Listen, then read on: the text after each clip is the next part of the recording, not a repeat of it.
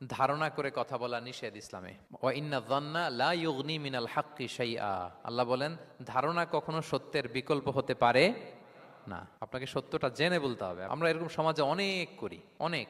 আপনি পাবেন, ধরেন যে আপনাকে আপনার এক বন্ধু দেখলো, রিক্সা দিয়ে যাচ্ছেন, আপনার পাশে এক নারী বসা, তো সে অনেক কিছু খারাপ ধারণা করতে পারে। এরকম হয় না সমাজে?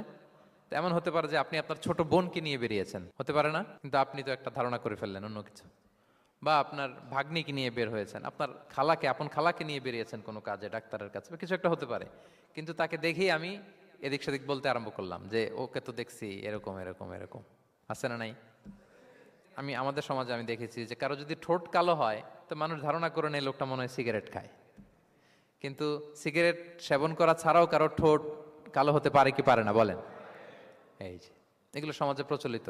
বিয়ে করার পর পর ইমিডিয়েট যদি কেউ একটা গাড়ি কিনে বা হুন্ডা কিনে, এটা কি বলে বলেন তো?